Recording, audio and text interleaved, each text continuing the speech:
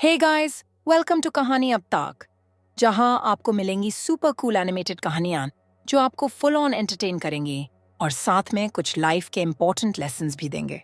So sit back, relax और enjoy करो next level stories के साथ।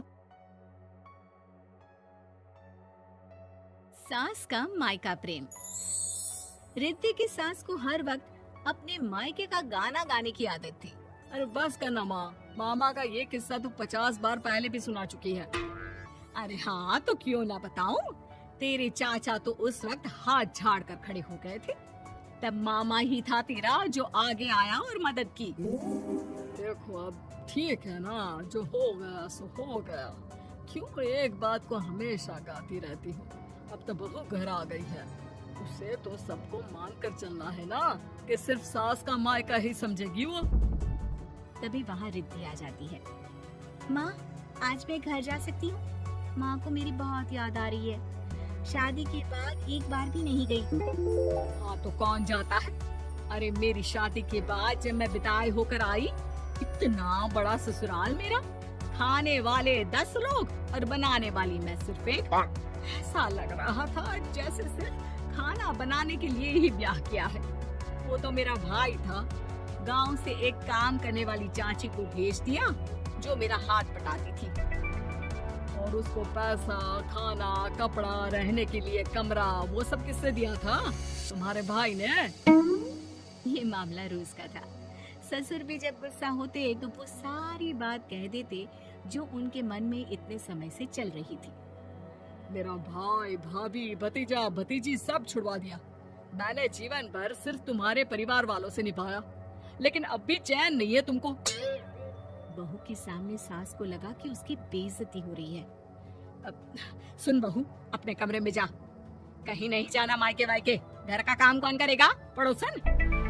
बहू समझ जाती है मामला गर्म चल रहा है। कमरे में जाने में ही भलाई है। कमरे में क्या है? तुम्हारी माँ हर वक्त चिक चिक चिक चिक करती रहती है। कल ताई मिली थी तुम्हारी मुझे, लेकिन मजाल है सासू माँ की उन्होंने एक बुराई की हो, लेकिन सासू माँ हाँ, जब देखो तब ससुराल के लोगों की बुराई करती रहती है। बेचारे पापा जी कितना मिस करते हैं अपने घर वालों को। मेरा तो बड़ा मन करता है कि ताऊ जी, चाचा जी और सब मिलकर रहे। ना साथ रहे लेकिन आना जाना तो ठीक से रखिए। हिंदुस्तान और पाकिस्तान एक हो सकता है, लेकिन चाचा और ताऊ के परिवार के साथ हम लोगों का मिलन ना जी ना, कभी नहीं हो सकता। ये बात है। लेकिन मेरे साथ ना ज्यादा चैलेंज मत करिएगा। ऐसा कोई काम नहीं है जो मैं नहीं कर सकती। ससुर जी जो कि बहू की बात सुन रहे थे, सामने आ जाते हैं। अरे बेटा, तू ये कर सकती है तो प्लीज मेरा परिवार किसी तरह मुझसे मिलवा दे। सारी जवानी तो मैंने किसी तरह काट ली, लेकिन जीवन के इस पड़ाव पर बहुत याद आती है मेरे परिवार की। हाँ हाँ पिताजी, आप चिंता मत करिए। बस मेरा साथ देते रहिए आप दोनों। फिर देखिए कैसे माँ जी भी ठीक हो जाएंगी और पूरा परिवार भी एक हो जाएगा। थोड़ी देर बाद बहू सामान लेकर घर से निकल रही होती है कि मना किया था ना तुझे मायके जाने के लिए, फिर क्यों जा रही है? बहू कुछ कहती इससे पहले ही बेटा बोलने लगता है। क्या है माँ, वो घर जा रही है। वैसे भी उसके माता पिता ने मुझे 10 लाख दिए तब जाकर मेरा काम शुरू हो पाया, वरना तूने मेरे लिए किया क्या है? अरे वाह बेटा, बचपन से पढ़ाया लिखाया, तेरे दुख दर्द में जगी, और आज वो लोग तुझे सही लग रहे हैं। और फिर ससुराल में लड़की खुश रहे, ये तो मायके वालों की जीवन भर की जिम्मेदारी रहती है। तो ये तुमको भी तो सोचना था ना। ताऊ जी ने पापा को पढ़ाया लिखाया। जब तुम नहीं आई थी तो पापा के लिए ताई जी ने पापा की माँ की तरह देखभाल की। अब बोलिए।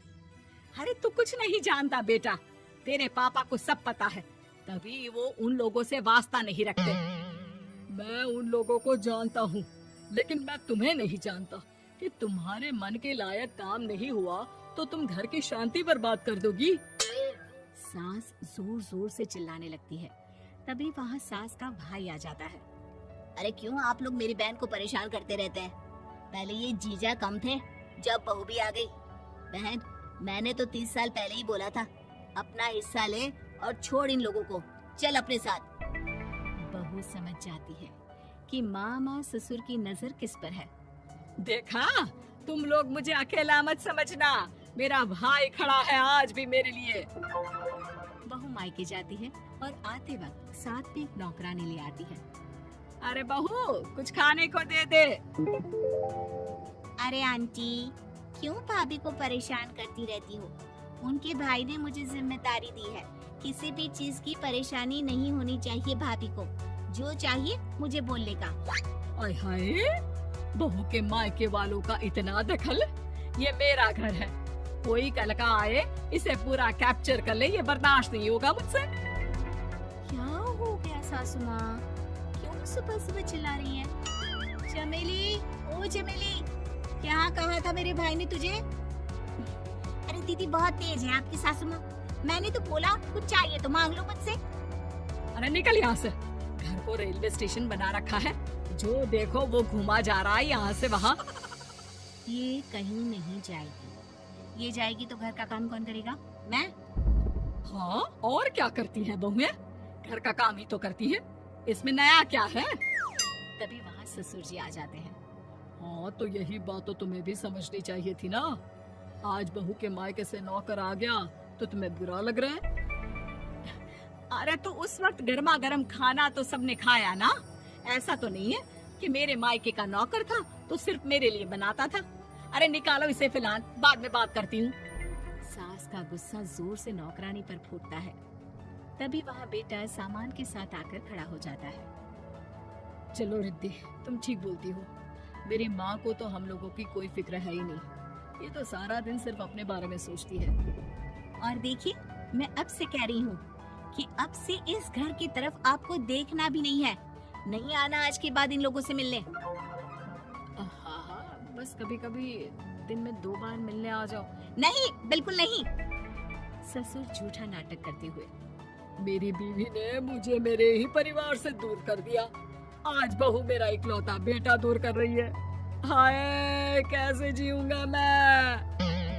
वाह, वो भाई जो आपको बेटे की तरह मानता था, उन्हें छोड़ने में तो दुख नहीं हुआ। आज खुद का बेटा छोड़कर जा रहा है तो कैसे जीऊंगा? बड़े आए। अब सास समझ चुकी थी कि उससे गलती क्या हुई है। मुझे माफ कर दे बहू, अब मेरी समझ में आ गया कि अपनों से दूर कर बीवियां पति का भला नहीं बल्कि उन्हें जीवन में अकेला कर रही है। मुझे माफ कर दे, मैं अब सबसे माफी मांग लूंगी। ससुर जी दूर से बहू को थम्स अप दिखाते हैं।